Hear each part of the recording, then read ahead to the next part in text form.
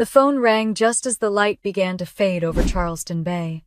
My mother's name glowed on the screen, elegant cursive against the soft hum of my apartment. I hesitated before answering, my fingers hovering already, knowing what was coming. When I finally picked up, her voice came through, crisp, rehearsed, like a speech she'd practiced in the mirror.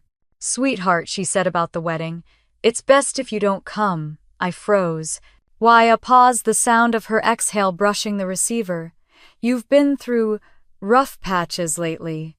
It's not that we don't love you, but people talk. It's better if we avoid awkwardness. You don't quite fit the image we're going for." My throat felt dry. "What image is that? You know how these things look," she sighed. "Your sister's marrying into a very visible family. There will be press, investors, friends from the firm. We just don't want anyone whispering." I could hear the clinking of glasses in the background, laughter, the faint echo of celebration from a house I hadn't stepped inside in years. Then came the final blow, soft but lethal. "You look poor, darling. It would embarrass your sister." The words fell with surgical precision, each one cutting where it hurt most. I said nothing at first, just listened to my own heartbeat, heavy and slow. Then I said, "All right, Yvonne, come." There was a silence long enough for me to imagine her relief. "Thank you, sweetheart," she said, her voice brightening instantly. "You're always so understanding." When I hung up, I sat on the couch for a long time, staring at the muted light from the street lamp spilling across the floorboards. My reflection in the window looked ghost-like, familiar yet distant. Outside, the evening tide whispered against the docks, calm and indifferent.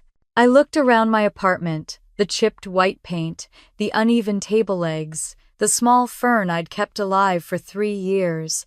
Everything here was mine, earned, not gifted, built without applause. My mother would call it humble. I called it home.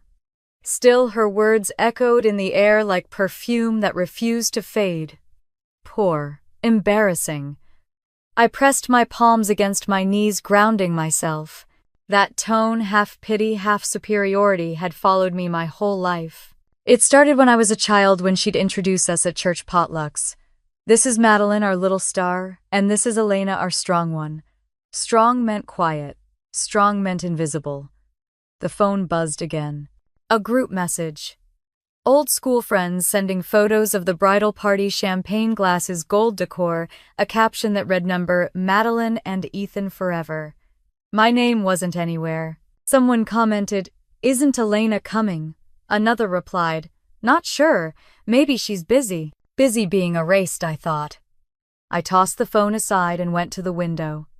The city shimmered in the distance, lights flickering over the marsh. Somewhere out there, my sister was probably rehearsing her vows, surrounded by people who'd never heard my name. The refrigerator hummed softly. I opened it out of habit, though I wasn't hungry. Leftover soup, a carton of milk, a single piece of chocolate wrapped in foil. I unwrapped it slowly, the way you might open a memory, and let it melt on my tongue. Madeline had always gotten the center of everything. The biggest bedroom, the newest dress, the attention that poured like sunlight. When we were younger, I used to braid her hair before school while she practiced smiling in the mirror. "You're so lucky," she'd say, "you don't care about what people think." But I did. I just learned early that no one was listening.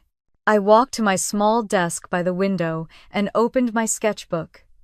A half-finished design, stared back lines for a modern beach villa I'd been conceptualizing for a client. My pencils were scattered, the eraser worn down to its metal rim. I flipped to a new page and started drawing without thinking. Soft curves, steady angles, a shape that began to form itself. Not a house this time. A box, square, simple, wrapped in silk.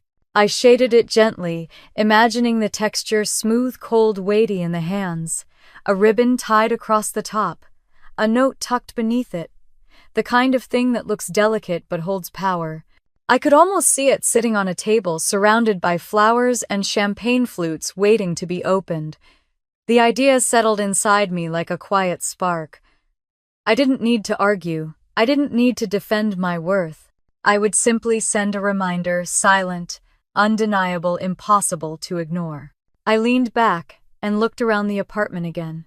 On the wall hung a photo of me at 21, standing beside my first interior project, a modest cafe in Savannah. I'd painted the walls myself, built the tables from reclaimed wood, and still smelled of sawdust when the owners handed me my first check. I remembered how proud I'd been when I told my mother. She had said, "That's nice, dear." "When will you find something more stable?" I smiled faintly. Stability in her world was measured by how others applauded you. In mine, it was the ability to breathe without someone's approval. The phone lit up again. A new message from my father. Just 2 words. She didn't mean it. I stared at the screen for a moment before setting it face down. Of course she meant it. My father's silence had always been his way of keeping peace. He'd rather excuse cruelty than confront it. The clock ticked past 9. Outside, the streetlights shimmered against the rain-streaked pavement. I poured myself a glass of water, the motion grounding me. For a long moment, I just stood there, tracing the rim of the glass with my finger, thinking about how many times I'd been told to understand, to forgive, to stay quiet. No more. I walked back to the sketchbook and added one more detail to the drawing, a faint outline of an embossed seal in the corner of the lid. I wrote the word gift beneath it, then closed the book. Some gifts are louder than words. I pulled my shawl tighter around my shoulders and stepped out onto the balcony. The air smelled of salt and rain. Boats swayed gently in the harbor, below their lights blinking like patient hearts. Somewhere far away, thunder rumbled low and steady, as if agreeing with my decision. They didn't want me there. That was fine. I wasn't coming to their perfect little stage anyway. But when the applause faded and the music stopped, they'd open what I sent, and remember the daughter they tried so hard to forget. I stood there until the wind picked up, carrying away the last trace of hesitation. Then I whispered into the night, not bitter, just certain. "They won't see me there," I said softly, "but they'll see what I've become." The rain had stopped by morning, but the air inside my apartment still felt heavy, as if the storm hadn't really left. I barely slept. Every time I closed my eyes, I heard my mother's voice again, calm, polished, and cruel. "You look poor, darling. It would embarrass your sister." The words had rooted somewhere deep in me, and even in silence they echoed. I made coffee and sat at the small kitchen table, staring at the photo box I hadn't opened in years. It was tucked away in the back of my closet, filled with the things I'd kept when I moved out: old report cards, postcards from classmates, and family photos that never looked quite like family. I lifted the lid and began sifting through the fragments. There was one photo that always caught me: Madeline in her white piano recital dress, curls, perfect smile practiced. Our mother stood behind her, hands resting proudly on her shoulders. I was there too, in the background, still wearing my apron from the bakery. My smile looked thin, almost polite, like I already understood my place in the picture. That photo pulled me backward in time to the kitchen where I spent most of my childhood. The house always smelled faintly of bleach and lemon polish. I'd stand on a stool washing dishes while Madeline painted her nails at the counter, humming off-key to whatever song was popular that week. Mom would praise her for being so delicate, so graceful, then look at me and say, "You're the strong one, Elena. You'll always land on your feet." I didn't realize until years later that strong was just her way of saying you'll get less. Once when I was 12, I asked if I could take piano lessons too. Mom didn't even look up from the grocery list she was writing. "Sweetheart, Madeline has a gift for music. You're good with practical things." Dad, buried behind his newspaper, didn't say a word. I remember standing there clutching a dish towel, feeling invisible and clumsy all at once. They made it sound like fairness was a luxury the family couldn't afford. High school didn't change much. I was the reliable one. The one who walked the neighbor's dog, helped teachers after class, stayed late to clean up the art room. I got good grades, earned a scholarship, and no one seemed surprised. When I won a regional science award senior year, the school hosted a small ceremony. I came home carrying a plaque and found Mom already helping Madeline choose a dress for her spring dance. "That's nice, honey," she said when I showed her. Now don't be late for dinner." A week later, when Madeline got featured in the school newsletter for being most likely to succeed, Mom threw her a party. I told myself it didn't matter. Success didn't need applause. But that night, lying awake in my small room, I realized how deep that silence could cut. It wasn't that I hated my sister. Not then. She wasn't cruel, not in the beginning. She just lived in a world where everything was built for her. When she broke a vase, I was the one who swept it up.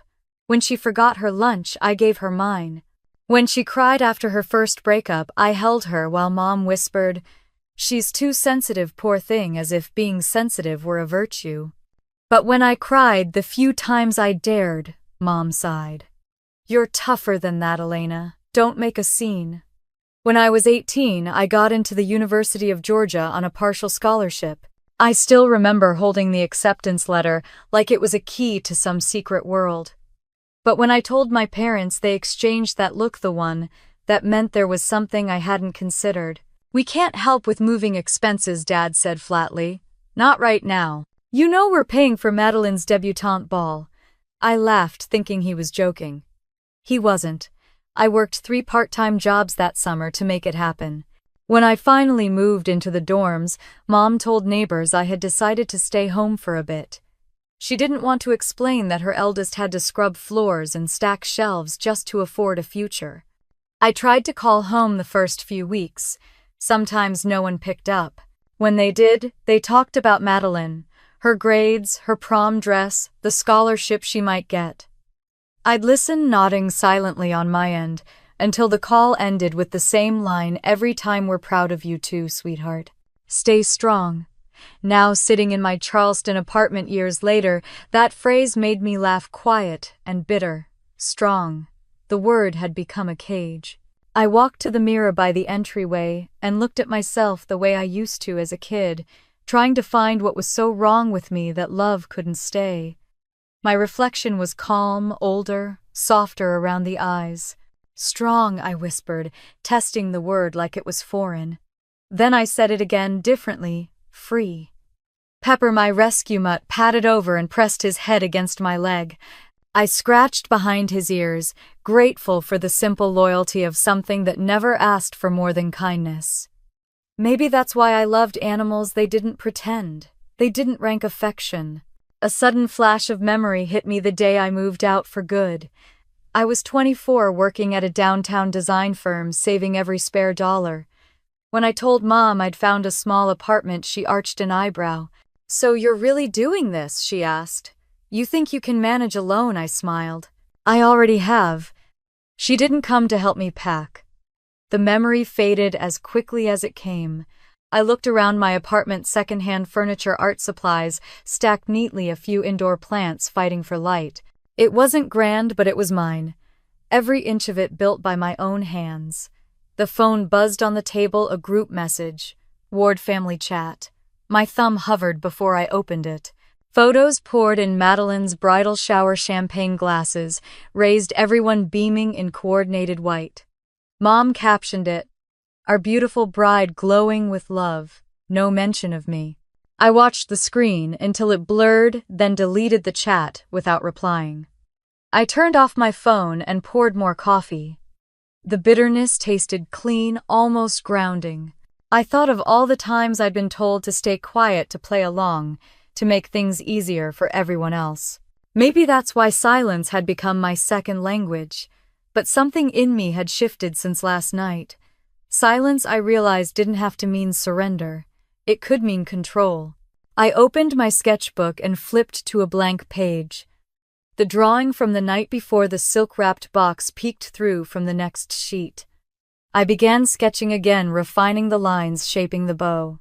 It was strange how calm I felt, as if my mind had found a gear that finally fit. Each stroke of the pencil was deliberate, precise. The box wasn't revenge yet.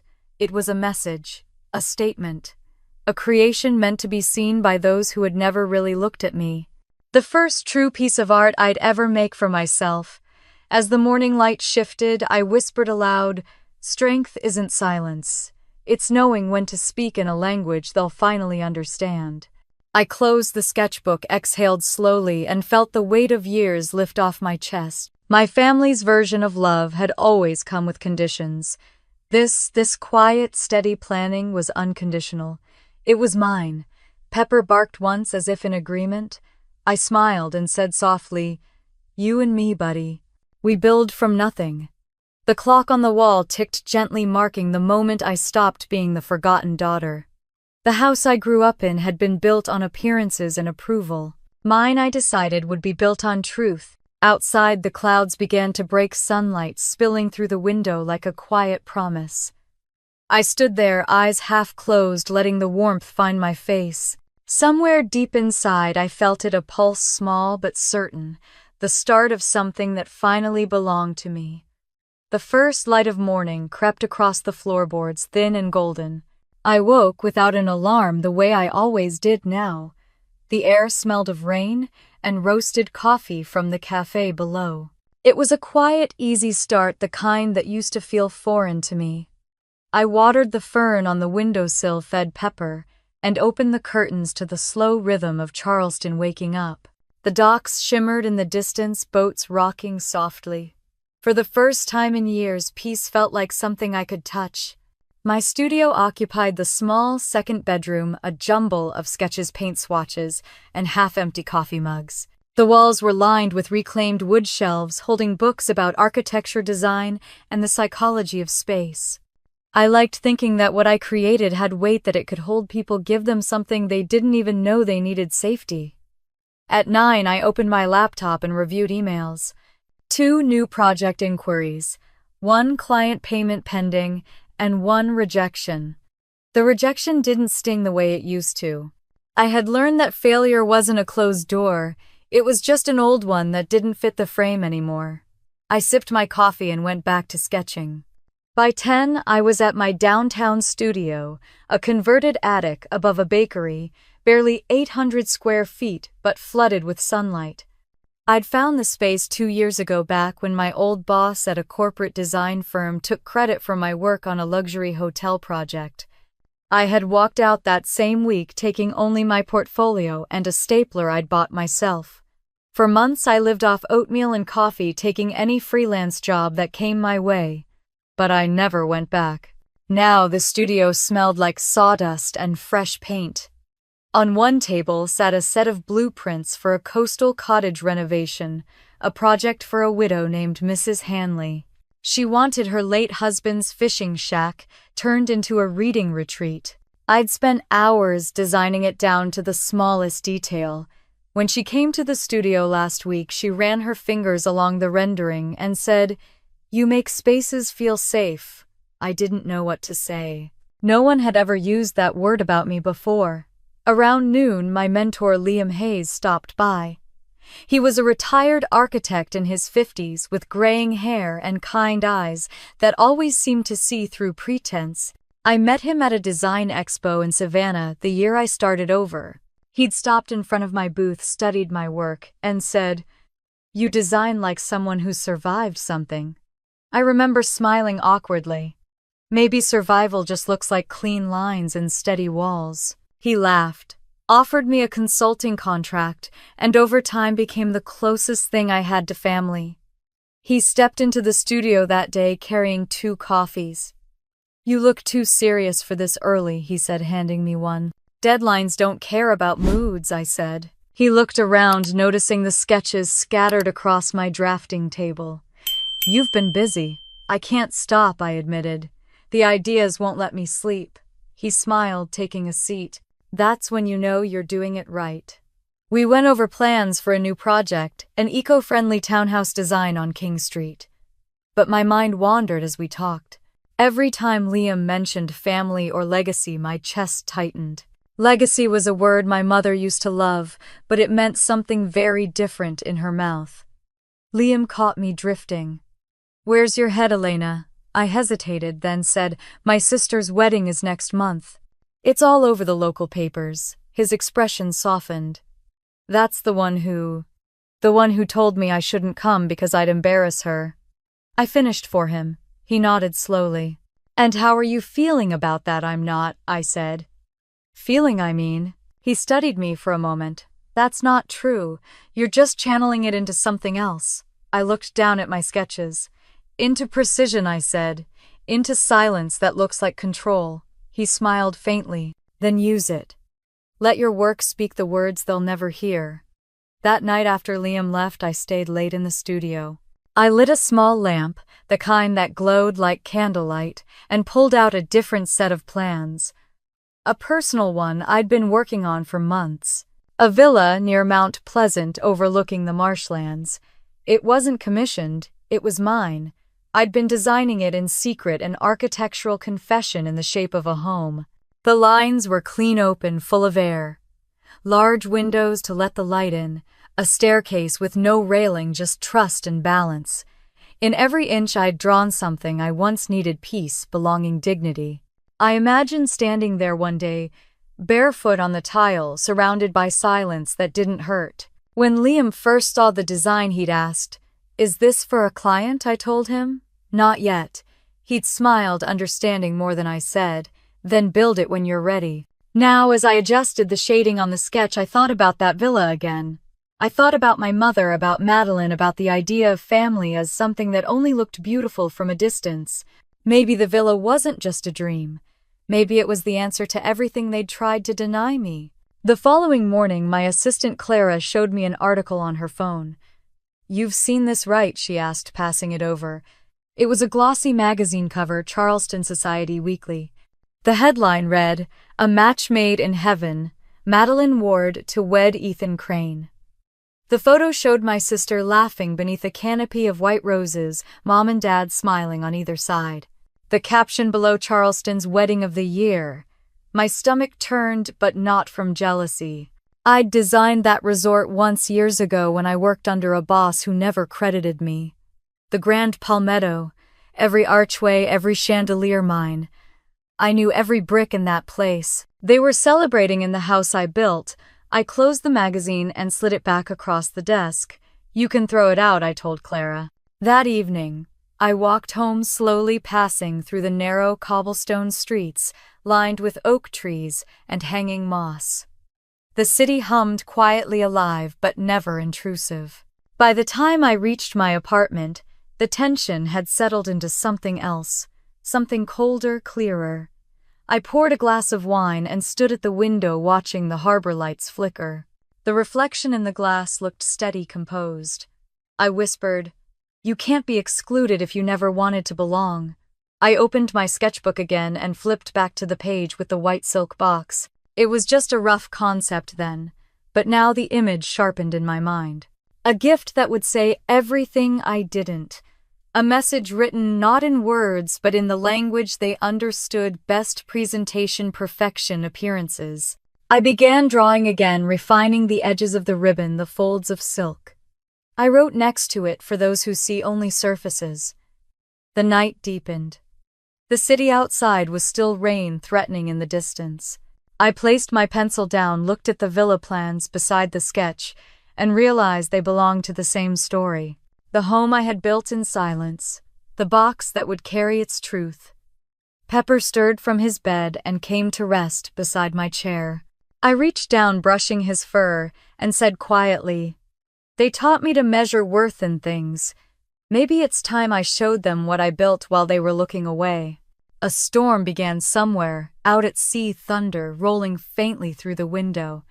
The sound didn't scare me. It reminded me that power could exist quietly too, just waiting for the right moment to be heard. When I finally went to bed, I left the sketchbook open on the table. The lamplight caught the page, the box gleaming softly in graphite. It was beautiful in its simplicity, clean, deliberate, unapologetic. Tomorrow, I decided I'd start making calls. Not for revenge, for precision, for balance. They had chosen to define me by absence. I would answer with presence, silent, strong, and impossible to ignore. The morning light spilled through the window as I stirred sugar into my coffee, pretending not to see the notification glowing on my phone. Clara had texted twice already. "You need to read this." I sighed and opened the link she sent. The headline hit first: "Charleston's Sweetheart Madeline Ward's Fairy Tale Wedding." Below it, Glossy photos bled across my screen, my sister in a silk gown that shimmered like it had its own light. My mother standing beside her, chin lifted, pearls perfectly centered. My father's hand rested on Madeline's shoulder, proud and stiff as always. They were at the Grand Palmetto Resort. My resort. The one I'd helped design back when I was still invisible enough to be used. Every marble column, every arched doorway, it was my work, just signed by someone else's name. Seeing it wrapped in flowers and champagne glasses felt like watching a stranger steal a piece of my body and call it theirs. I scrolled down, and there it was. The bride's older sister, Elena Ward, could not be reached for comment. I stared at the sentence until the words blurred. Could not be reached. They made it sound like I'd vanished, like I'd fallen off the edge of the family map. Maybe I had. The sound of rain hit the window, soft at first, then harder, as if the sky wanted to echo me. I closed the laptop, pushed it aside, and went back to work.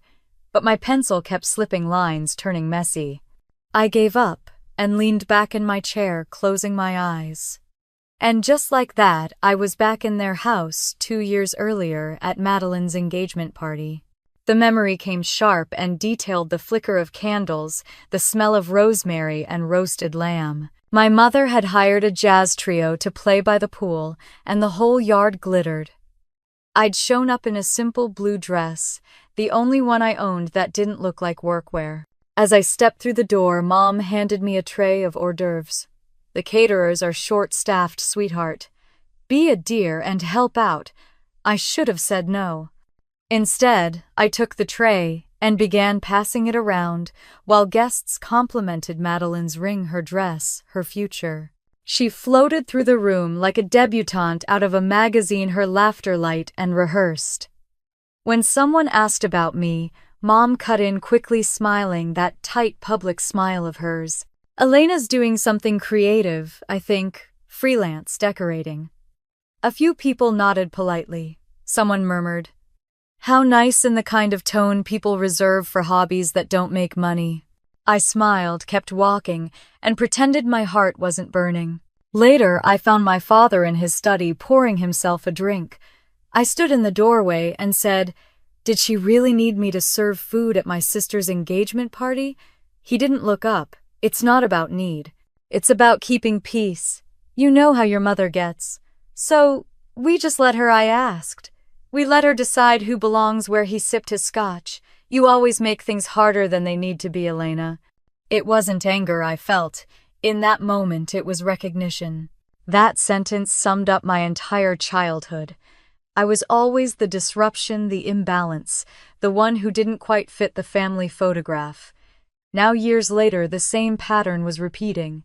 I could see it all clearly, just dressed in white silk this time. That afternoon, I tried to focus on work, but the rain pressed against the windows like it wanted in.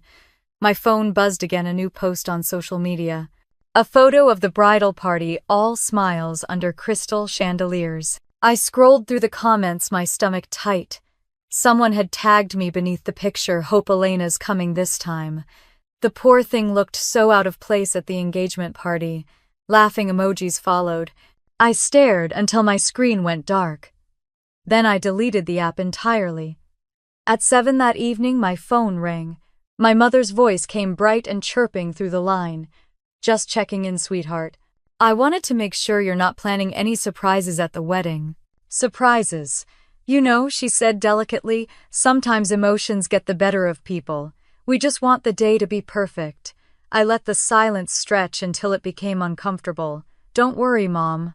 I wouldn't dream of ruining the picture." She exhaled with relief. "You've always been so understanding. That's why I never worry about you." When the call ended, I stared at my reflection in the dark window. The city lights blurred behind me, turning my outline into something ghostly. "Maybe you should," I whispered. I couldn't shake the old memory that followed the day of Madeline's prom when I was 17 and she was 15. Her dress had arrived too long, and Mom didn't want to spend money on alterations. I stayed up late hemming it, pricking my fingers raw. She looked perfect that night, and when people complimented the fit, she smiled and said, "I guess it was meant to be." Not one word about me. Later that night, when she came home glowing from compliments, she'd looked at me and said, "You shouldn't try so hard to act perfect. It makes people uncomfortable." The irony now would have been funny if it hadn't still stung. I went to my desk and opened my sketchbook. The drawing of the silk box stared back at me. The white ribbon I'd shaded looked softer than the real thing. I turned the pencil between my fingers, then wrote beneath it, "Some things are better built from nothing." It wasn't anger guiding my hand, it was precision. I wasn't plotting revenge, I was designing symmetry. They wanted perfection. I would give them something flawless, something that would force them to see me, even when I wasn't in the room. The following day, I stopped by a thrift boutique to look for materials for a client project. In the back corner hung a dress, vintage ivory, simple hand, stitched with faint embroidery at the cuffs. I ran my hand along the fabric. It was beautiful in an understated way, quiet but confident. The kind of beauty that didn't need anyone to notice it to exist. I tried it on. The fit was almost perfect. Standing before the mirror, I saw the version of myself my mother would never recognize, elegant without effort, graceful without permission. For a second, I imagined walking into that wedding wearing it, imagined the silence that would follow. But I didn't buy it. I didn't need to wear beauty to own it. When I returned to the studio that afternoon, Liam was waiting at the door with blueprints rolled under his arm. "You look distracted," he said. I shrugged. "Family things." He raised an eyebrow. "You've got that look again, the one people get right before they change their lives." "I'm just tired," I said. "No," he replied, setting the blueprints down. "You're focused, there's a difference." We worked for an hour before he paused, noticing the sketch of the silk box on my desk. He studied it quietly, then looked up. "Whatever this is, finish it. You need to see it through." His words settled over me like a seal. "Finish it."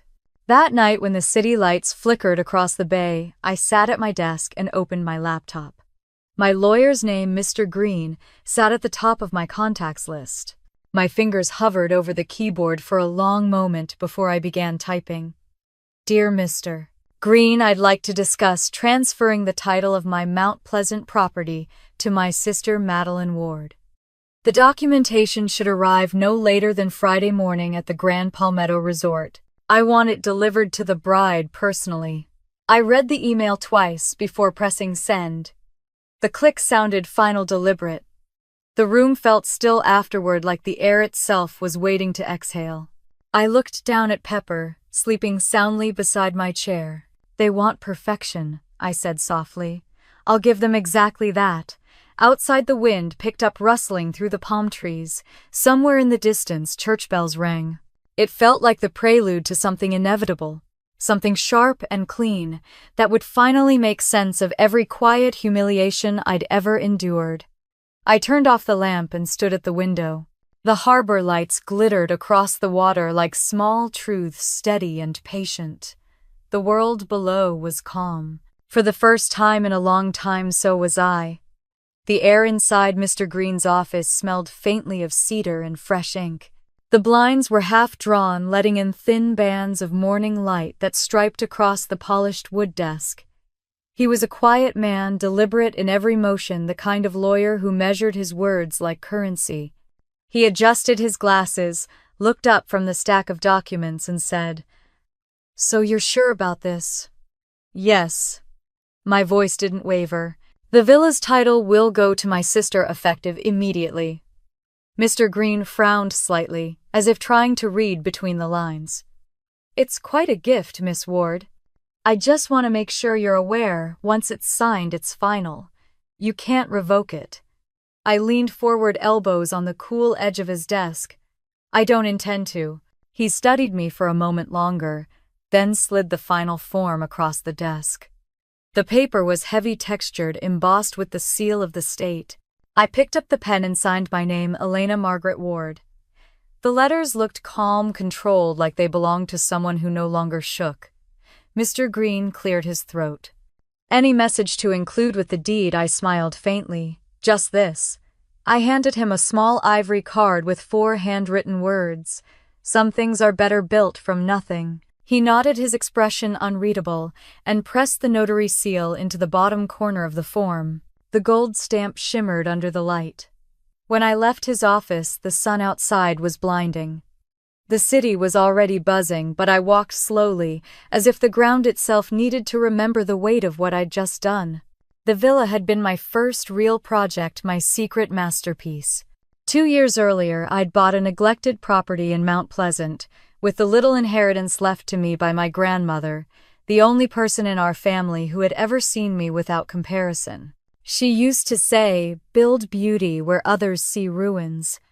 I didn't understand then how literal that advice would become. I remember the first day I saw the villa, overgrown gardens, cracked shutters, vines swallowing the walls. It smelled like salt and dust and potential. I had stood there in the middle of the empty hall, imagining light flooding through the windows, imagining a space that breathed instead of suffocated. For months, I designed every inch myself. I stripped old paint, restored oak floors, opened walls that had trapped air for decades.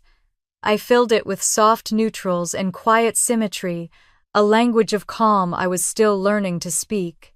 It became something sacred not because it was mine, but because it was honest. Every beam, every line of light had my fingerprints in it. Now, as the cab turned down the road toward Mount Pleasant, I watched the marshlands stretch out on both sides, silver water under a pale blue sky. The villa came into view, slowly rising from the greenery like something exhaled. The driver asked if I wanted him to wait. "No," I said. "I'll walk back." I stood at the gate for a moment, breathing in the familiar scent of salt and rosemary. The garden had grown wild again, but the bones of beauty were still there. I unlocked the door and stepped inside. The air was cool and still touched by faint traces of wood polish. Light poured in through the tall windows, scattering across the stone floors. This house had never known laughter or argument, no music or noise, only creation. Maybe that was why I loved it. It didn't pretend. It didn't need approval. I wandered through the rooms, touching the edges of door frames, the smooth grain of the staircase railing. In the main hall, the sunlight hit the wall where I'd hung a framed quote from my grandmother. "When they forget your name, build something they can't ignore." I smiled, standing there for a long time, thinking of how she used to stitch quietly by the window, saying that women who know their worth don't need to shout it. They just leave proof. That evening, back at my apartment, I laid out white silk fabric on my desk. It glowed beneath the lamp, pure and simple. I began cutting carefully, folding edges with precision. The gift box had to be perfect, soft but strong, just like the message it carried. I lined the inside with ivory paper, smooth as breath. The villa's title deed went in first, then the small handwritten note. I wrapped the box with a silk ribbon, tying it in a single loop, neat and understated. Finally, I sealed it with gold wax and pressed a small E-stamp into it. When I finished, I stepped back and looked at it. It was beautiful, quietly so. There was no malice in it, only symmetry. The box looked like peace disguised as a secret. As I cleaned the edges of my desk, a memory came uninvited. I was 16 again, watching my grandmother sew in the fading afternoon light. She'd been patching one of my dresses for school. "You don't have to fight people who can't see you, my darling," she'd said softly. "Just make something so beautiful they choke on their blindness." I hadn't understood it then, but now, as I looked at the silk box gleaming on my table, I did. Around 9, I opened my laptop and sent a message to Mr. Green. Delivery instructions, Friday 4 p.m. sharp. Hand to the bride's mother, Margaret Ward. Marked personal. His reply came almost immediately, confirmed. I closed the computer and sat in the dark, the soft hum of the city floating through the window. My phone buzzed suddenly, a group message again, Ward family chat. Against my better judgment, I opened it. Photos from the final wedding rehearsal flooded in. My mother in a pearl gown, my father smiling in his navy suit, Madeline glowing, all champagne and spotlight. No one mentioned me. I stared at the screen for a long moment before deleting the conversation entirely. Then I whispered into the empty room, perfect symmetry, all smiles, no substance. Pepper stirred beside me. I reached down to stroke his fur. "It's not revenge, boy," I said softly. "It's balance." The next morning, I stopped by the florist near my studio. I chose one single white camellia, a flower my grandmother loved. I placed it on top of the silk box just above the seal. The petals were flawless, luminous, even in shade. The courier arrived at 10 sharp, a young man with careful eyes. I handed him the package like it was fragile time. "Deliver this to the Grand Palmetto Resort," I said. "Bride's suite." "Friday afternoon?" He nodded. Understood. When the door closed behind him, I stood there for a moment, hands still hovering in the air where the box had been. The silence that followed felt different, not empty, but whole. That evening I poured myself a glass of wine and sat by the window. The sun melted into the horizon, painting the harbor gold. For the first time, I didn't feel invisible. I didn't even feel vengeful. I just felt complete. On the table beside me lay the small wax seal I'd used to close the box. I turned it in my hand, watching the faint gold reflect the last of the daylight. My grandmother's voice whispered in memory, "When they take your voice, build with your hands instead." Outside, the city lights flickered on one by one, steady and soft. I thought of the villa, its walls, its sunlight, its silence. Soon it would belong to the sister who thought I had nothing. And when she opened that box surrounded by her guests and her perfect life, she would finally see what I'd been building all along. The world had taught me that revenge was loud, messy, destructive, but this was different. This was creation as retribution, art as truth, a deed written in silence. I finished my wine, exhaled slowly, and whispered, "It's done." The room stayed still, bathed in pale gold. The white camellia's petals caught the dying light, their edges glowing faintly like forgiveness, pretending to be fire. The morning of the wedding broke bright and breathless. Charleston shimmered under a soft haze, the air rich with the smell of magnolia and salt. I woke before dawn the same way I used to before big deadlines, except this time there was nothing left to finish. The gift box was already gone, its white silk edges sealed, and perfect, carried off yesterday by the courier. Somewhere in the city, it was waiting for the moment that would rewrite everything. I brewed coffee and stepped onto the balcony. The harbor below was still caught between night and morning boats, anchored in glassy water. Pepper lay at my feet, tail thumping once, as if to say, "You've done enough." He was right. There was nothing left to control, nothing left to fix. Inside, my apartment was quiet except for the low hum of the refrigerator. I liked that sound, the rhythm of something steady. I poured coffee into a chipped mug, took one long sip, and thought about the other side of the city where chaos would already be stirring. At the Grand Palmetto Resort, the morning would look different. There would be curling irons, perfumed laughter that sounded rehearsed.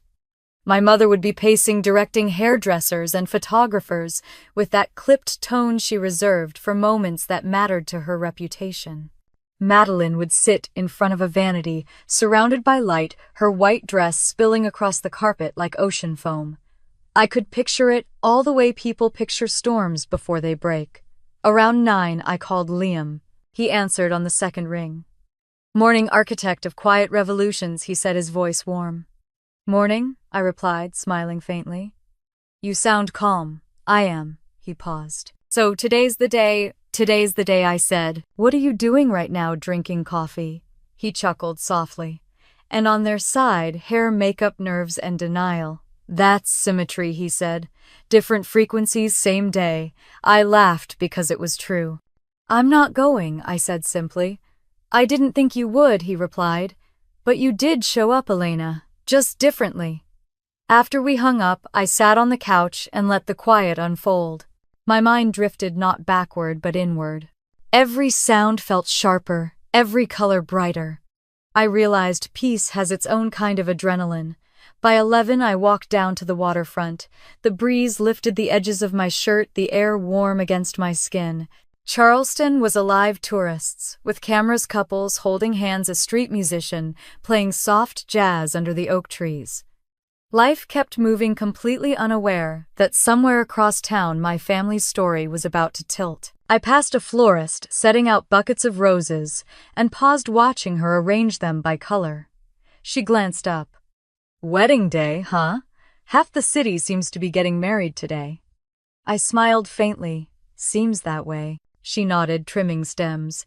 "Weddings bring out the best and the worst in people, don't they?" "Yes," I said. "They really do." Back at the Grand Palmetto, things were unraveling in ways I didn't need to witness to imagine.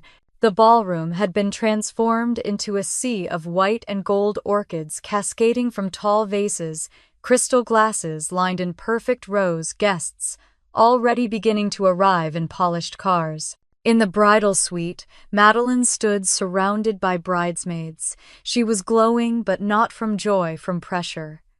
Her makeup artist dabbed powder under her eyes while my mother adjusted the veil for the 10th time. "Mom," Madeline murmured, "do you think she'll come?" My mother's reflection stiffened in the mirror. "Who, Elena?" She said she wasn't. "And frankly, darling, that's for the best. Let's not invite shadows to the light." Madeline nodded but didn't look convinced. For a second, her hand trembled before she took another sip of champagne. Downstairs, the gift table sparkled under the chandeliers. Dozens of wrapped boxes and envelopes gleamed under the light. And there, placed perfectly in the center, sat the white silk box. The gold wax seal caught the chandelier's reflection and glimmered faintly, like it knew something no one else did. The planner noticed it first. "Who delivered this one?" she asked, frowning slightly. The staff shrugged. "Came yesterday. No return name, just says, 'For the bride.'" My mother walked by distracted, giving it a single glance. "Probably from one of her college friends," she said, already moving on. I imagined her tone as clearly as if I were standing there. Meanwhile, I was sitting in my studio, downtown, window open, a soft wind stirring the papers on my desk. I picked up an old pencil and began sketching without thinking lines of a house, sunlight through an archway, patterns of quiet symmetry. The same design language I'd poured into the villa. I realized then that I wasn't nervous, not even curious. I didn't want to see their faces. I didn't need to. The moment had already left my hands. Around noon, Liam texted, "How's the view from Peace?" I replied. "Bright, still expensive." He sent back a single emoji, an ocean wave. I laughed out loud, the sound startling even me. By early afternoon, Charleston's heat had thickened. I walked to a nearby cafe, ordered iced tea, and took a seat by the window. Outside, the sunlight bounced off cars and storefront glass, sharp enough to make people squint. Inside, everything was soft. A hum of conversation, the clink of spoons, the scent of citrus and mint. I thought about my mother's voice again. "Don't come. You'll embarrass your sister." What she didn't understand was that I wasn't the same girl she used to scold into silence, the one who washed dishes while others were praised. That girl had built something unshakable, and today it was standing quietly in a silk box with a gold seal. At the resort, I could imagine the music beginning, violins swelling as guests took their seats in the garden. The sunlight would be perfect. Madeline's dress would shimmer. My mother would be radiant, her performance flawless. For a while. Around 3, I walked home. The sky had turned pale, clouds drifting like tissue over the harbor. When I reached my building, Pepper greeted me with a happy bark. I crouched down, rubbing his ears. "It's starting now," I said. "They're probably giving speeches." He tilted his head, tail thumping. I smiled. "Don't worry, boy. The truth's on its way." As the clock neared 4, a strange calm spread through me. I poured another cup of coffee, opened the window wide, and let the air fill the room. Somewhere not far from here, a courier in a dark suit was walking through a glittering ballroom holding a white silk box. Someone would gasp. Someone would say my name. But here in this room, there was only the sound of waves and the ticking of the clock. I thought about the years I'd spent waiting for acknowledgement, the hollow ache of being unseen. It struck me how absurd it was that validation could never come from the same people who denied it. What I'd wanted wasn't revenge at all. It was proof that I'd survived them. When the church bells in the distance chimed the hour, I whispered into the quiet, "Let them open it." The air shifted, a soft wind brushing my hair, and for a moment, I could almost hear it. The sudden silence, the stunned whispers, the ripple of realization. I didn't smile. I just sat there watching the horizon fade into gold and whispered to myself, balance restored. The waves rolled against the pier below, slow and steady. The sound felt like closure. As evening began to settle, I lit a candle on the table and poured myself a glass of wine. Pepper curled beside me. Somewhere in the distance, laughter echoed faintly across the city, but it didn't reach me. The gift had left my hands, but the peace that stayed. The ballroom shimmered beneath 1,000 golden lights, every reflection caught in crystal glasses and polished marble floors. Guests filled the air with laughter that sounded expensive, the kind that floated rather than landed. A string quartet played near the stage, their soft notes weaving through the perfume-heavy air. The room was a portrait of perfection, at least until the silence came. Madeline stood in the center of it all, veil cascading like a waterfall down her back. My mother Margaret was radiant in a champagne gown, moving from table to table, greeting every guest as if she were the true host of the day. "Family means everything to us," she kept saying. "We've been so blessed." The photographer snapped pictures, waiters refilled glasses, and everything looked like a scene from the magazines she lived for. Near the entrance, the gift table gleamed under the chandelier stacked high with ribbons and bows, but one stood apart. A white silk box, small, elegant, and unfamiliar. The gold wax seal glimmered beneath the light. "Should we move this one?" the planner asked, softly noticing how it didn't fit the theme. My mother waved her off.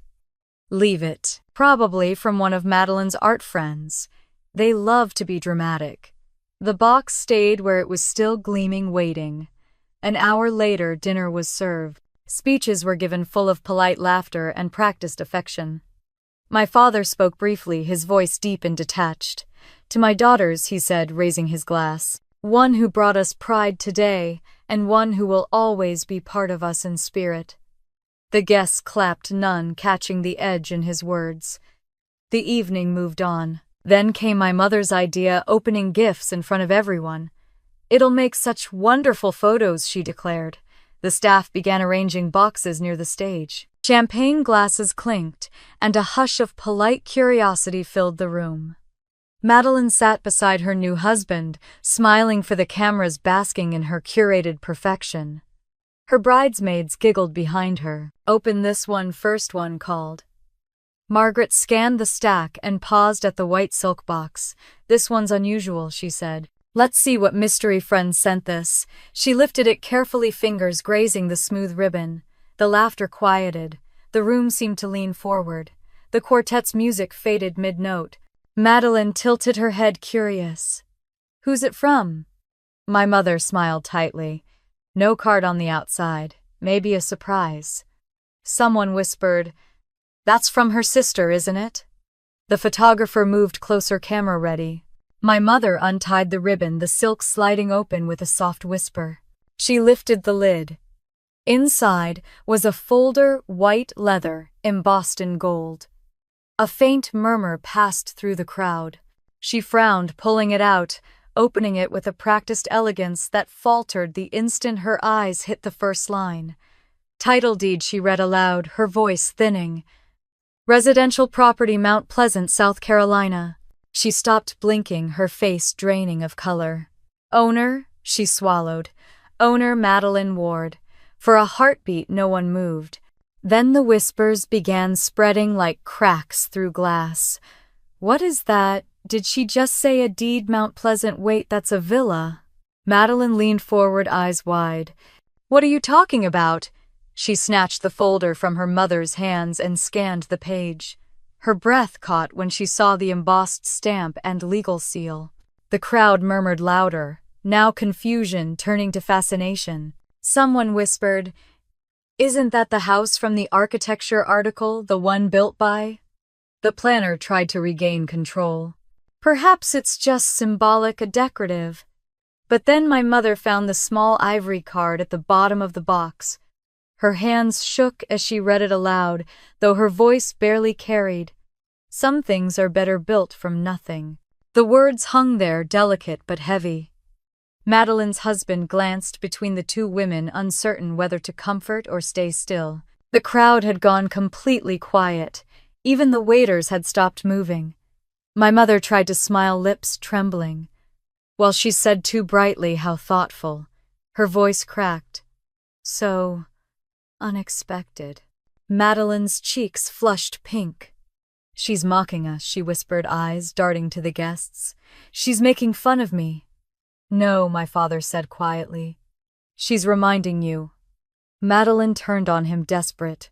Reminding me of what he looked down into his glass, the corners of his mouth twitching in something close to guilt. Where the foundation came from. The words barely left his lips before phones lifted, flashes went off, and the noise returned, not laughter this time, but whispers, the kind that spread faster than truth. Across Charleston, I sat in my apartment by the harbor, the window open to the salt wind. My phone buzzed once, twice then, over and over again. I didn't check it. The rhythm of notifications was enough to tell me everything had unfolded exactly as it should. Pepper lifted his head from the rug, watching me with sleepy eyes. I smiled. It's done, I murmured. I poured another cup of coffee and leaned against the window, watching gulls drift above the water. I didn't feel vindicated or victorious. What I felt was balance, like gravity had finally shifted back into place. Back at the resort, Madeline had left the table. The photographer lowered his camera. Guests whispered behind manicured hands. The words, "Villa gift and sister," floated like smoke. Margaret sat still, staring at the card in her hand. She could feel the heat of every gaze. "That girl," she whispered, "she's humiliated us." "No," said my father, rising slowly from his chair. "She educated us." He turned and walked out, leaving his wine untouched. Madeline followed him with her eyes trembling. "She's ruined this." Her husband leaned close, trying to soothe her, but she pulled away. "Everyone's talking," she hissed. "I can't breathe." The planner whispered something about moving on to dessert, but the spell of perfection had already broken. The music resumed awkwardly, the notes trembling off-key. At my apartment, the sunlight shifted across the floor. I reached for the remote, turned on soft jazz, and let it fill the silence. On the counter sat an unopened bottle of red wine, the same one I'd planned to bring if I'd attended the wedding. I poured a glass, took one slow sip, and smiled. The air was thick with quiet satisfaction, the kind that didn't need witnesses. Hours later, the headlines began to appear online. "The Charleston Deed, a wedding gift no one saw coming." Subheadings followed, "When silence speaks louder than words." I didn't read the articles. I didn't need to. As the sun began to set, the harbor caught fire, with color orange melting into pink, fading into gray. Pepper sighed beside me, curling into a ball. I whispered to the fading light, "Let them learn what silence really sounds like." And somewhere across town, under the chandeliers of a broken celebration, my family sat surrounded by everything they thought they'd built, realizing for the first time that the one they'd dismissed had been building something far greater all along. When I finally went to bed, I didn't dream of them. I dreamed of the villa, sunlight streaming through its open windows, every wall whispering the same word, enough.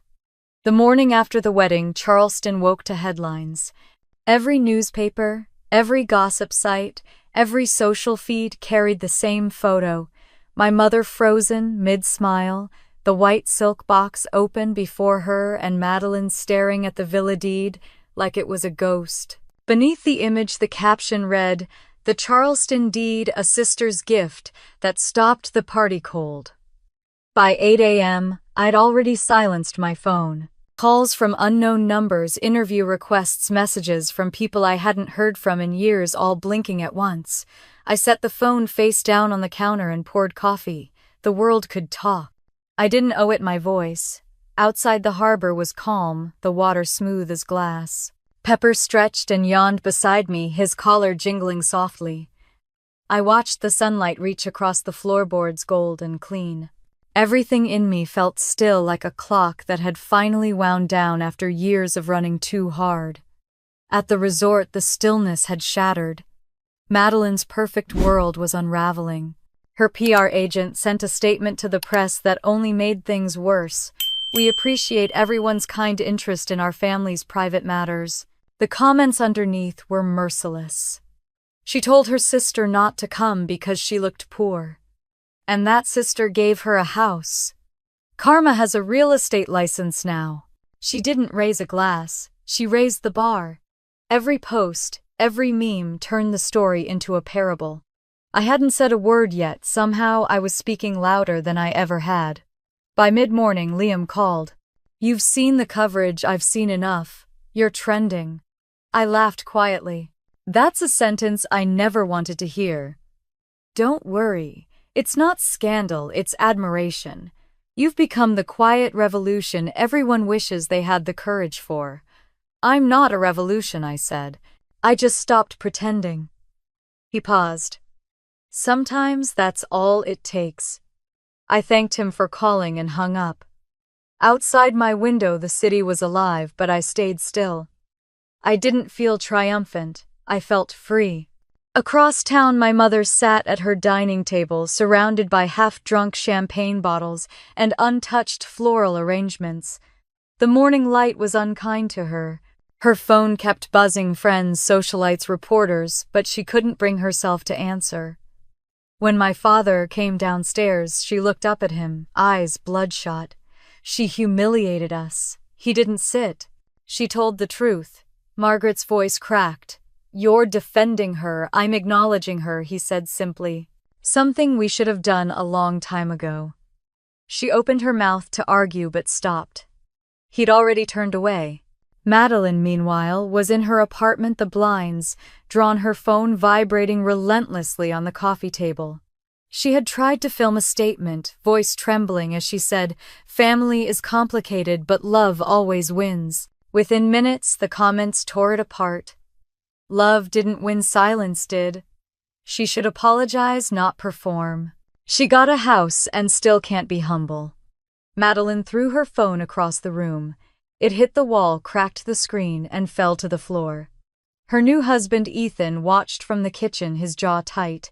"Maybe it's time to stop posting," he said. She glared at him. "You think I'm the villain? I think the internet already decided." At noon, I walked to my studio downtown. The smell of sawdust and paint greeted me like an old friend. Clara, my assistant, was already there, scrolling through her phone with wide eyes. "It's everywhere," she said. "People are calling it the Charleston Deed. Some want interviews. There's even a podcast request." "No interviews," I said gently. "No comments. But they're calling you an inspiration." The woman who answered humiliation with elegance. I smiled faintly. "Then let that be enough." Clara hesitated, then nodded. "You really don't want to say anything I already did," I replied. They just finally listened. We spent the rest of the day working in comfortable silence. Around mid-afternoon, an email arrived from an investor I'd met months ago, someone who had politely passed on funding my firm before.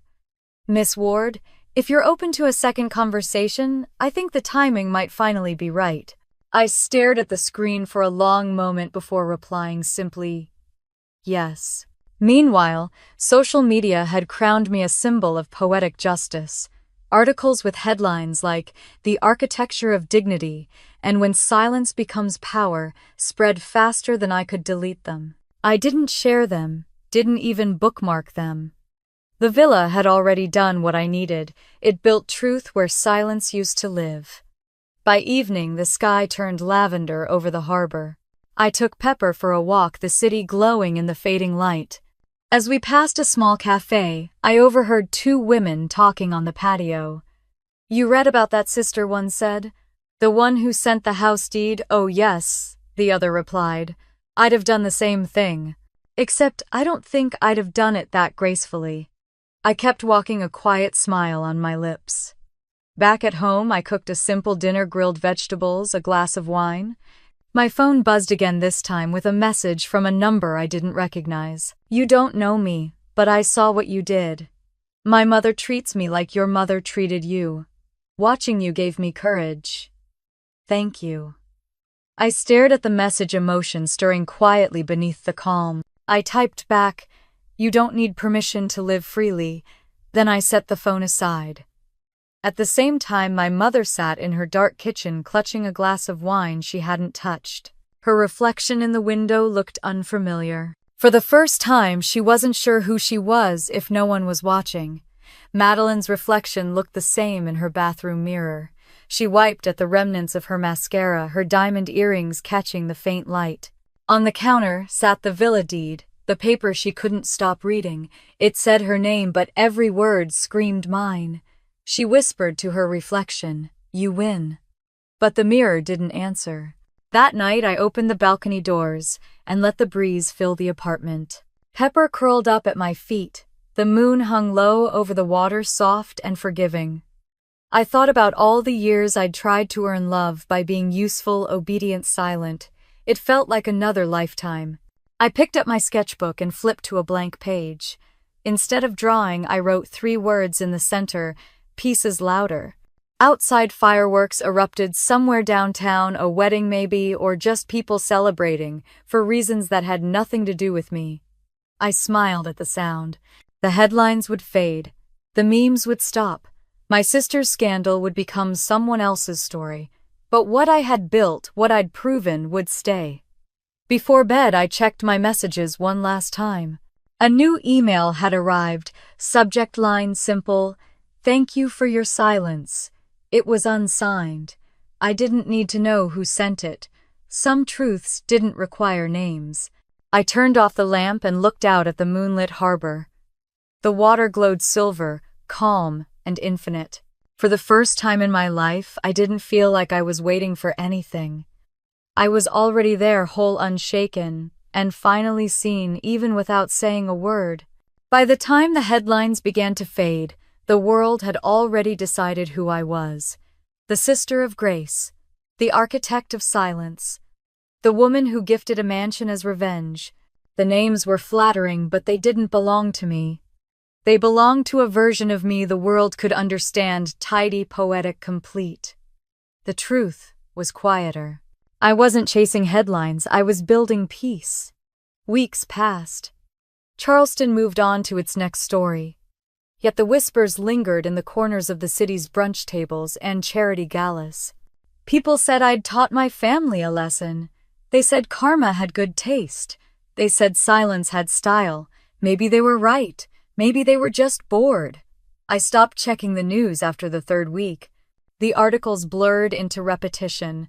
I didn't need to read what I already knew: that my mother had withdrawn from her social calendar, that my father had quietly stepped away from his law firm, that Madeline had deactivated her accounts after sponsors dropped her. The perfect ward image had fractured, and no amount of pearls or polish could piece it back together. One morning, Clara burst into my studio waving her phone. "You're on the cover of Charleston Living." I looked up from my sketches. "Why, they called you an unexpected symbol of modern integrity." She grinned. "They want an interview." "Decline it," I said, returning to the drawing board. Clara frowned. "You sure it could be good publicity?" "I don't need publicity," I replied softly. "I need quiet." She hesitated, then nodded. Understood. The studio fell into stillness again. Outside, the city hummed faintly, car tires over cobblestone, the low murmur of a world still spinning. I picked up my pencil and began sketching the new community center project I'd accepted the week before, a safe space for young women studying architecture and design. It wasn't glamorous, but it felt necessary.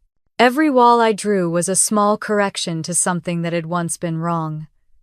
At noon, I took a break, stepping onto the balcony. The harbor glittered below, the air warm and clean. My phone buzzed with a new message from an unknown number. "Your story helped me leave a home that hurt. Thank you." I stared at the words for a long time before typing, "You built the door, you get to walk through it." When I set the phone down, my hands trembled slightly. Not from sadness, but from recognition. For years, I'd thought my silence was survival. Now I saw it for what it was: transformation. Across the city, my family was still drowning in their own noise. My mother, Margaret, had become a ghost in her own house. She rarely answered calls. Her garden wilted. The shades stayed drawn. At church luncheons, people whispered her name with pity instead of admiration. For someone who lived on perception, obscurity was its own punishment. Madeline, once radiant under the camera's glow, was fading fast. The villa in Mount Pleasant sat empty, her attempt to move in cut short by the weight of what it represented. The deed framed on her wall was a mirror she couldn't bear to look into. At night, I imagined her walking through the rooms I built, every corner reminding her who had laid the foundation. Maybe she cried. Maybe she hated me. Maybe both. I didn't wish her harm. I just hoped she understood. My father was the only one who reached out.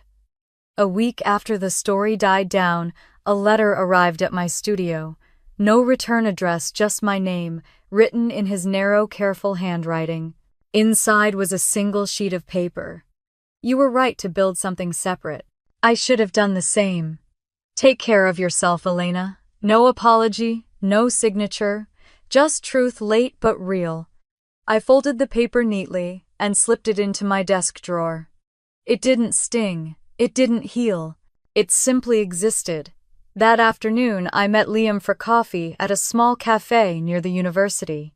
He waved when he saw me, 2 cups already waiting on the table. You look lighter, he said. I am. Fame suits you. I rolled my eyes. Don't start. He laughed. All right, all right. Tell me about the new project. I told him about the community center, the grants, the students, the plans for workshops. He listened quietly, his eyes crinkling when I spoke about giving scholarships to young women who couldn't afford tuition. You're turning your silence into structure, he said. That's rare. It's overdue, I said. He raised his cup in a small toast to overdue peace. When I returned to my studio later that day, Clara handed me another envelope, no stamp, hand-delivered. The handwriting was familiar. Inside, on thick stationery, were only 2 words. Thank you, no signature. But I knew it was from Madeline. I read the note twice. The first time I waited for resentment to rise. It didn't. The second time I felt something else entirely release. I tore the note into small pieces, let them scatter into the trash, and whispered, "You're welcome." The following morning I woke before sunrise. The city was still half asleep, the sky a bruised blue. I packed a small bag, grabbed my keys, and drove out toward Mount Pleasant. The roads were quiet, the marshland glowing gold in the first light. When I reached the villa, I parked by the gate and just sat there for a moment. The house stood beautiful and unbothered, the wind moving gently through the reeds. I didn't go inside. I didn't need to. That chapter belonged to someone else now. I walked along the narrow path leading to the shore. The water lapped against the dock, softly, steady as breath. I took off my shoes and stepped into the shallows, the cold cutting through me in a way that felt cleansing. For years I had built things for everyone else. Structures, spaces, apologies. This one was for me. The sun rose slow and deliberate, the light spilling over the horizon. I whispered to the wind, "It's done."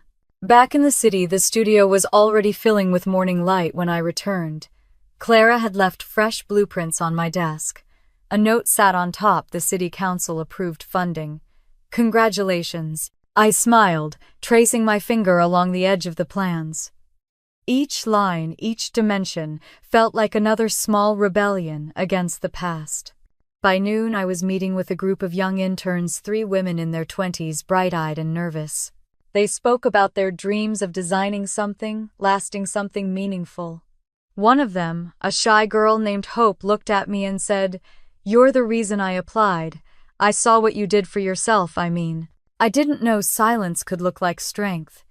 I met her eyes and said, "It doesn't start as strength. It starts as survival, but eventually it becomes choice." They smiled and the room felt brighter.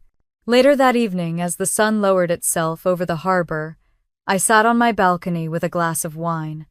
Pepper rested his head on my knee, the city lights flickering like distant stars. I thought about all the years I'd spent trying to be seen, about how hard I'd worked for love that never learned how to look back. But now it didn't matter. I was seen in the way the sea saw the shore, in the way light met glass, quietly but completely. The villa, the deed, the scandal, all of it had been a bridge, and now I was standing on the other side. I raised my glass to the fading sky. To silence I whispered the truest kind of voice. The wind moved softly through the open window, carrying the scent of salt and rain. I closed my eyes, and for the first time in a long time, I didn't think about what came next. I just breathed steady and free. The letter arrived on a Thursday morning, slipped quietly through the mail slot, landing on the rug beside Pepper's paws. He sniffed it once and walked away. I stood for a long moment before picking it up, already recognizing the handwriting. My mother's cursive, elegant, and hurried, the same way she signed Christmas cards for people she didn't like but needed. I didn't open it right away. I set it on the counter next to my coffee and stared at the neat blue ink that spelled out my name like a question. The envelope smelled faintly of lavender, her favorite perfume. For a while I just listened to the kettle hiss on the stove and the low hum of the city outside. I already knew what the letter would say. It would be long, polished, and completely void of apology. I let it sit for 3 days. Every morning I'd walk past it on the counter, pretending I didn't see it. It wasn't avoidance, it was preservation. I wanted to make sure I could read it without breaking. On Sunday, I brewed a fresh pot of coffee, sat by the window, and finally opened it. The pages were thick, expensive paper monogrammed with her initials, M.W. gold-pressed at the top corner. 5 pages in her graceful script, every line perfectly straight, every word rehearsed. The letter began the way all her conversations did, with justification. "I hope you can understand how hard those years were for us," she wrote. "We did our best, but sometimes children don't see what parents carry." I smiled without meaning to. There it was, the story she'd been telling herself for decades. The one where she was the hero of struggle, not the architect of silence. She continued describing the sacrifices she'd made, how things were different, then how I was always independent, too proud to need guidance. Every paragraph danced around the truth but never touched it. Then came the pivot. "I miss you," she wrote. "Your father and I may not have been perfect, but we built a good life. I wish you could see that. I wish you could remember the good." She mentioned the headlines, how embarrassed she had been, how cruel people could be. "It hurt to see our name dragged through gossip," she wrote, as if gossip were the wound, and not the years that came before it. By the 4th page, she had shifted from defense to nostalgia. "Do you remember the Christmases when you and your sister sang together by the fire?" she asked. "I kept that little ceramic angel you made in art class. It's still on the mantel. I remembered those nights." The fire had burned low while she and Dad laughed with their friends in the other room. I'd been the one who kept the fire going, who cleaned up afterward. But I didn't write that memory back to her. The letter ended with what she must have thought was grace. "Family is complicated, but it's forever. I hope someday we can find our way back to that truth. No signature, just love, Mom." I folded the pages slowly, pressing the edges together like sealing something fragile. There was no anger left in me, only the hollow awareness of how deeply she still believed her own story. The air in the apartment was heavy. I opened the windows, letting the salt breeze roll in from the harbor. Pepper came to rest at my feet, his eyes watching, patient as always. I thought of every word she'd written, how every sentence had avoided the one she could never say. "I'm sorry." I stood and walked to the bookshelf where I kept my grandmother's photograph. She'd been the only one in the family who spoke to me without performance. I remembered her voice, soft but sharp as glass. "You can love people and still never let them back in," she'd once said. "That's the kind of peace only women like us understand." I sat back down, pulled a clean sheet of paper from my drawer, and began to write. "Dear Mom, thank you for your letter. I'm glad you're well. I read your words carefully, and I think I finally understand the distance between us. You always thought silence was obedience. I learned that silence could also be strength. I no longer need to be part of the picture to feel whole. You were right about one thing, we're a family. Just not the kind that lives in the same house anymore. I wish you peace even if I can't give you presents. I signed it. Elena then added my full address beneath it, not because I wanted her to come, but because I wanted her to know where peace had found me. I didn't seal the envelope. I left it open on my desk for the rest of the afternoon, watching sunlight spill across it, bleaching the paper pale. By dusk, I slipped it into the outgoing mail tray and walked it down to the lobby. At the post office, the clerk asked if I wanted tracking. I shook my head. No, I said. Some things aren't meant to be traced. When I returned home, I made tea and sat on the balcony. The sky was the color of copper, the air thick with the scent of jasmine. The city below glowed faintly, unaware of the small, quiet absolution happening above it. I thought of her reading my letter, of the way she'd purse her lips, scanning for kindness and missing the honesty entirely. Maybe she'd fold it neatly and tuck it away in a drawer. Maybe she'd throw it out. Either way, it would reach her even if she never admitted it did. That evening, as I cleared the dishes, the phone buzzed once, an alert. My hand hovered over it before I checked. Breaking: former socialite Margaret Ward steps back from Charleston Society Board after public criticism. I stared at the screen for a long moment, then turned it off. Not out of satisfaction, but because I didn't need proof that silence still had weight. The next morning, I woke to sunlight pouring through the windows. The air smelled like salt and fresh coffee. On the counter, the empty space where the letter had sat now looked cleaner, brighter. For years, I'd carried her absence like a bruise I kept pressing just to feel alive. Now that ache had turned into something else: clarity. Later that afternoon, I met Liam for lunch at a small cafe by the water. He ordered for both of us, as he always did. "You look different," he said, studying me. "Lighter free," he said. "That's rarer." I smiled. "I sent the letter." He nodded, not asking what it said. He didn't need to. We ate quietly, watching the boats move across the water. The world went on, and so did I. When I returned home that evening, the sun was setting, the light cutting through the curtains like thin gold ribbons. Pepper greeted me at the door, tail wagging. I set down my bag, walked to my desk, and opened my journal. I wrote one final line beneath the day's date. Forgiveness isn't about letting someone back in. It's about walking out without looking back. I closed the book, exhaled slowly, and felt something inside me settle. Outside, the ocean breathed against the shore, calm and certain, like it had never needed anyone's permission to be endless. The rain had been falling for hours, soft and steady, washing the city in silver. I was at my desk, sketching floor plans under the muted glow of a lamp, when the phone began to ring. Unknown number. I almost ignored it. But something about the timing, the rain, the silence between rings, it felt like memory calling. When I finally answered, there was only the sound of breathing. Then a trembling voice I hadn't heard in months. "Elena," I froze. "Madeline." She let out a shaky laugh that wasn't quite a laugh. "You still pick up on the third ring. You always did that." I didn't answer. The rain filled the silence for both of us. "I wasn't sure you'd answer," she said softly. "After everything, I almost didn't." "I know." For a moment, neither of us spoke. I could hear her exhale, the faint echo of traffic behind her, maybe the hum of a car engine.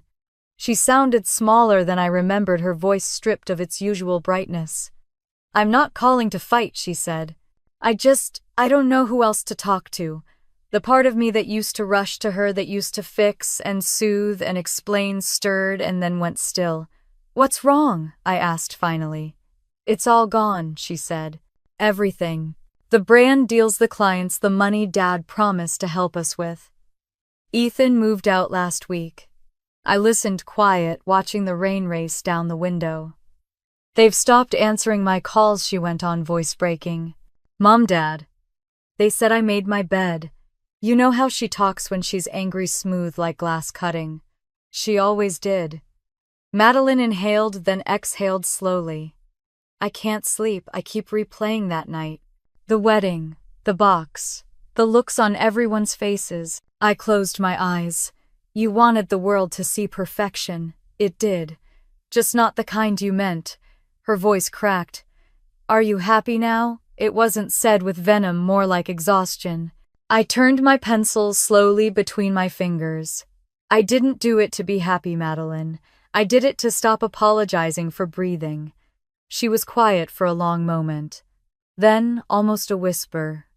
You were right. Those 3 words landed heavy, unexpected. I spent years thinking I deserved more because I was chosen. You were just there, the helper, the backup.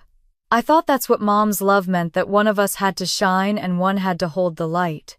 And you never wondered what that did to the one holding it. Her breath caught. I do now. The clock ticked softly behind me. Outside, a thunderclap rolled through the sky. I don't want forgiveness, she said. I just don't want this silence anymore.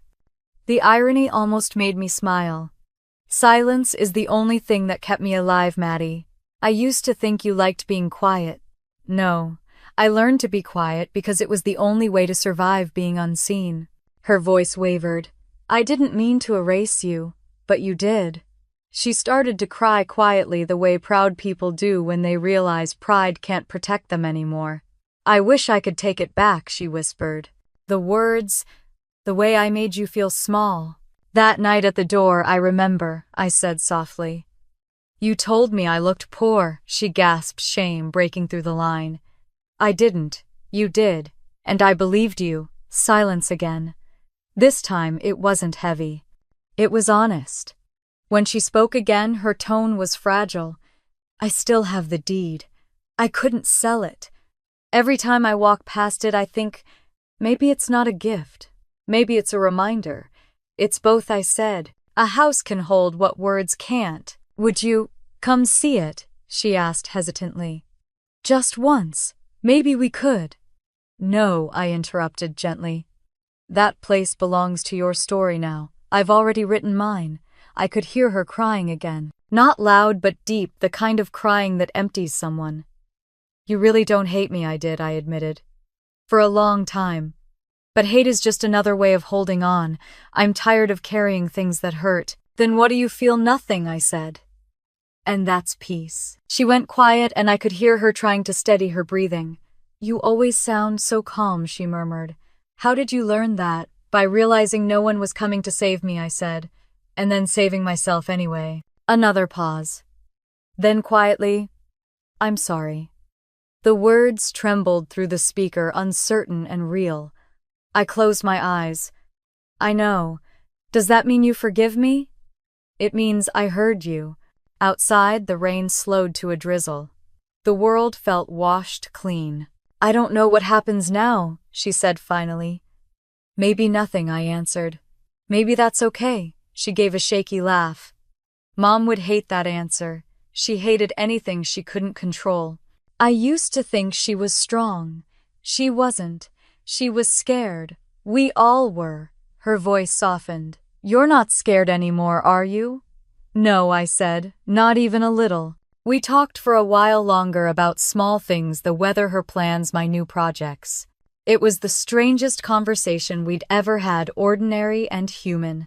For once there were no comparisons, no roles to play, just 2 women standing in the wreckage of what used to define them. When she finally said goodbye, her voice cracked again. Thank you for answering. Good night, Madeline. Good night, Elena. After the line went dead, I sat for a while listening to the quiet. Pepper patted over and rested his head on my knee. I stroked his fur, the rhythm of his breathing grounding me back in the present. I stood, walked to the window and watched the rain ease into mist. Streetlights shimmered against wet pavement. Somewhere out there, my sister was driving home alone, headlights cutting through the fog. I hoped she made it safely. I hoped she'd stop trying to fix what was never hers to hold. I poured myself a glass of water, then opened my journal. The page was blank except for the date. I wrote slowly. You can't rebuild a bridge that was never meant to last, but you can stand on the shore and wave goodbye without bitterness. I closed the book and turned off the lamp. The apartment glowed faintly from the city lights outside. Before bed, I whispered to the darkness, "We're done, aren't we?" Pepper lifted his head as if he understood. I smiled. "Yes," I said softly, "we are." The rain stopped completely, leaving the world damp and quiet. I walked to the balcony, the air cool against my skin. The city stretched out below, lights reflecting off the harbor. I felt no grief, no anger, just stillness. For years I'd wanted my sister to see me. That night she finally had, and for the first time I didn't need her to. When I closed the balcony door and turned out the lights, the last sound I heard was the sea breathing against the shore, steady, forgiving, infinite. The morning sunlight drifted through the curtains like a soft exhale, warm and golden against the pale walls. I woke to the sound of gulls calling above the harbor and the gentle rhythm of waves folding against the shore. Pepper stretched at the foot of the bed, tail thumping lazily. For a long moment, I just lay there breathing in the quiet. There was no urgency anymore, no weight waiting to be carried. Downstairs, the air smelled faintly of coffee and salt. My desk near the window was covered in sketches and letters from students, the first recipients of the Left Stairwell Fund. Their words were full of hope, gratitude, hunger for a future they could finally touch. I traced my fingers across one of the envelopes. Inside was a photo of a young woman in a hard hat smiling in front of a construction site. She'd written, "You made me believe that building things isn't just for men. Thank you for the light." I smiled, whispering the name of the foundation to myself. The Left Stairwell Fund. Named after the forgotten corner of my childhood home, the place no one wanted, where silence began and strength was born. I had turned that memory into something unbreakable. As I sipped my coffee, Tess appeared in the doorway, hair pulled back, still wearing her glasses from reading contracts late into the night. She carried 2 mugs and a knowing smile. "You're working before breakfast again." I gestured at the pile of letters. "This kind of work doesn't feel like work." Tess laughed softly. "That's how you know you're finally free." She handed me one of the mugs, then sat across from me, scanning the papers on my desk. "The foundation's gaining attention. 2 more universities want to partner. You should be proud." "I am," I said. "But more than that, I'm at peace." Tess nodded, understanding without needing to ask. She'd been there when the silence hurt, and now she was here when it healed. "Have you heard from your sister?" she asked gently. "Not recently," I said. "Last I knew, she moved abroad. Maybe she's trying to start over. That's something, at least." "It is." I looked out toward the ocean. We were both born into the same storm. I just learned to find the calm sooner. The rest of the morning passed in the slow rhythm of purpose. Emails, calls, sketches, signatures. When Tess left for her afternoon flight, she hugged me tight, whispering, "You turned survival into architecture, Elena. That's art." After she was gone, I wandered upstairs to the small room beside the stairwell, the one I'd turned into a studio. The sunlight through the skylight painted the white walls in soft gold. On the table sat my mother's letter, folded neatly beside my own reply. I had meant to throw them away weeks ago, but today felt different. Today felt final. I carried both letters down to the dock behind the house. The air smelled like salt and eucalyptus. The sea shimmered under the afternoon light, calm and endless. I placed the letters in a small wooden box, tied it with white string, and knelt by the water. For a while, I just watched the tide move in slow and steady breaths. Then I let the box go. It drifted away, gently caught in the current. I watched until it became a dot in the distance, until even that disappeared. "Goodbye," I whispered, not to her, not to them, but to the version of me who still waited for answers. The wind lifted my hair as if to say it heard.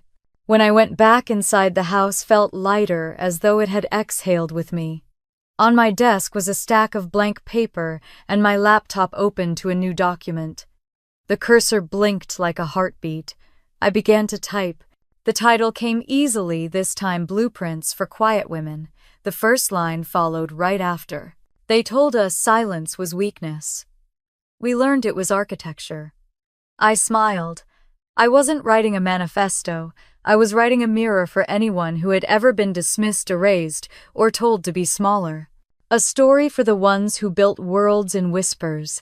As the afternoon faded into gold, I took Pepper out to the terrace. The sky was a masterpiece, coral clouds over a silver horizon. The air was cool but kind.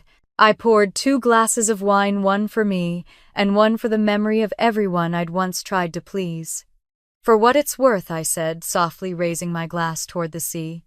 Thank you for making me strong enough to walk away. The waves didn't answer, but they didn't need to. When the first stars appeared, Tess called to say she'd landed safely. We talked for a few minutes, her voice warm and familiar through the line. Before hanging up, she said, "You sound happy." "I am," I replied. "For the first time, I'm exactly where I belong." Later that night, I walked barefoot through the quiet house. Every step echoed softly like music in a cathedral. The walls no longer felt empty, they hummed with memory, but not pain. I paused by the piano in the living room, pressing one key. The note rang clear, steady, true. Outside, the fire pit flickered against the dark. I wrapped myself in a blanket and sat beneath the stars, Pepper curled beside me.